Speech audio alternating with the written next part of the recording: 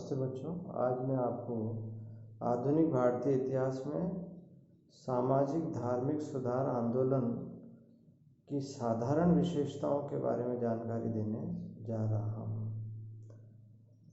जैसा कि आपको विदित ही है, 1764 के पश्चात भारत में अंग्रेज़ों के शासन की स्थापना हो गई थी और उसका परिणाम यह रहा कि 1857 तक आते आते अंग्रेज़ों ने संपूर्ण भारतीय उपमहाद्वीप पर अपना कब्जा स्थापित कर लिया। इधर राजनीतिक दृष्टिकोण से तो अंग्रेज़ों ने भारतीयों पर कब्जा स्थापित कर लिया था, लेकिन धार्मिक और सामाजिक दृष्टिकोण से जो पिछड़ापन भारत के जो प्रमुख धर्म, चाहे सनातन धर्म हो, चाहे इस्लामिक धर्म हो, चाहे अन्य कोई धर्म हो, चाहे सिख हो या क्रिश्चियन, इन सब में कुछ ना कुछ कुरीतियाँ आ गई थी। तो इन कुरीतियों को दूर करने के दृष्टिकोण से उस समय अनेक धार्मिक और सामाजिक सुधार के नेता हुए, जिन्होंने पूरे भारत को एक नई राह दिखाई। अब प्रश्न है कि सुधार की भावना को बल देने वाले कारक कौन कौन से थे, किन कारणों से ये सुधार आंदोलन प्रारंभ हुआ, इसका मैं आपको संक्षेप में थोड़ा उल्लेख कर देता हूँ।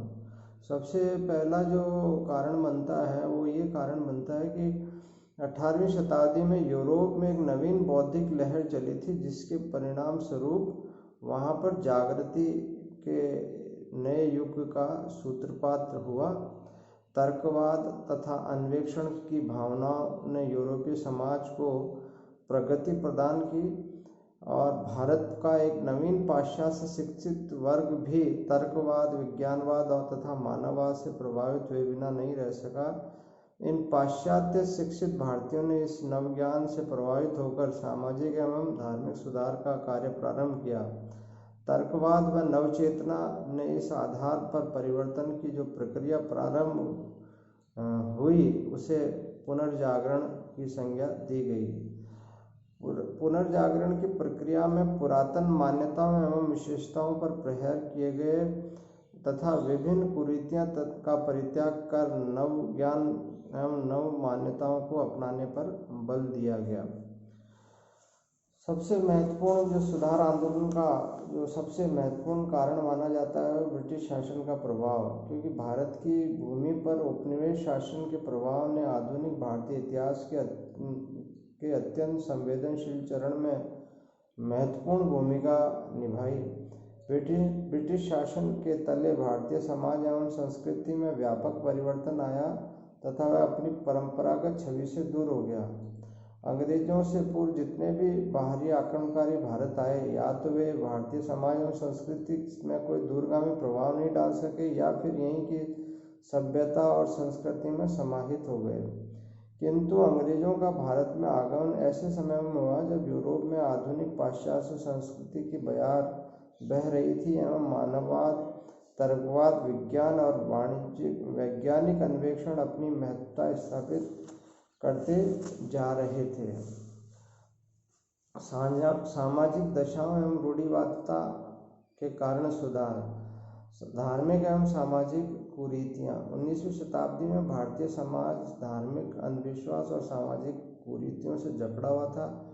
हिंदू समाज बुराइयों, बर्बरता, अंधविश्वासों से ओतप्रोत था। पुरोहित समाज में अपना महत्वपूर्ण स्थान बनाए हुए थे तथा जन सामान्य में विभिन्न कर्मकांडों तथा निरर्थक धार्मिक कृत्यों की सहायता से वर्चस्व स्थापित कर चुके थे। उन्होंने शिक्षा, ज्ञान एवं धार्मिक क्रियाकल्पों को अपना विशेषाधिकार बताया और इन्हीं की सहायता से जन सामान्य के मस्तिष्क में अपने प्रभुत्व को स्थापित करने की चेष्टा की। महिलाओं की जो स्थिति थी वो अत्यंत दयनीय थी और सबसे यहाँ तक कहा जाए कि सबसे निम्नतम स्तर पर महिलाओं की स्थिति थी। बालिकाओं के जन्म को अच्छा नहीं माना जाता था। बाल विवाह, बहुविवाह जैसी और सती प्रथा जैसी कुप्रथाएं थीं और ये जो इसके कारण उनका जीवन अपमान, तिरस्कार, उत्पीड़न, दुख से बीतता था। जातिगत भेदभाव की समस्या थी। जाति प्रथा भी समाज की महत्वपूर्ण बुराई थी। वर्ण या जाति का निर्धारण वैदिक कर्मकांडों के आधार पर होता था। इस जाति व्यवस्था की सबसे निचली सीढ़ी पर अनुसूचित जाति के लोग थे, जिन्हें समाज में हेय दृष्टि से देखा जाता था तथा अछूत माना जाता था। अस्पृश्य भेदभाव, अनेक प्रतिबंध के शिकार होने के कारण इन लोगों में भी एक विद्रोह का भाव था, जो राष्ट्रीय एकीकरण एवं विकास में एक महत्वपूर्ण बाधा बने हुए थे।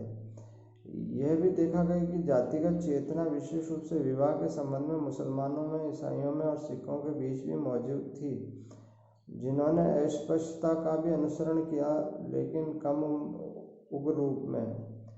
वर्ग चेतना धीरे धीरे अन्य संप्रदाय के लोगों को हिंदुओं से पृथक करना प्रारंभ कर दिया था। इसी तरह से पाश्चात्य संस्कृति का विरोध, क्योंकि भारत में अंग्रेजों के शासन की स्थापना के साथ ही पाश्चात्य संस्कृति का देश में प्रसार होने लगा था। शहरीकरण और आधुनिकीकरण में लोगों के विचारों को प्रभावित भी किया था, और जो प्रबुद्ध भारतीयों में नवीन जागृति आ गई थी, जो कि धार्मिक सुधार आंदोलन की प्रक्रिया में एक बहुत बड़ा सहायक कारण रहा। और यही आगे चलकर इसी जो मध्यम वर्ग का जो उदय हुआ, इसने बौद्धिक कसौटी पर लोगों को सोचने के लिए बाध्य किया, जिसका परिणाम स्वरूप अनेक तर्कवाद, मानववाद और विज्ञानवाद को प्रबल समर्थन मिला। परिणामतः भारत में सामाजिक सुधार, धार्मिक सुधार आंदोलन की बयार चल पड़ी, जिसके परिणाम स्वरूप सामाजिक सुधार होने लगे और स्त्रियों की दशा में भी सुधार होने लगा। इसी कड़ी के तहत कौन कौन से कदम उठाए गए, इसके बारे में मैं आपको कल बताऊंगा। धन्यवाद।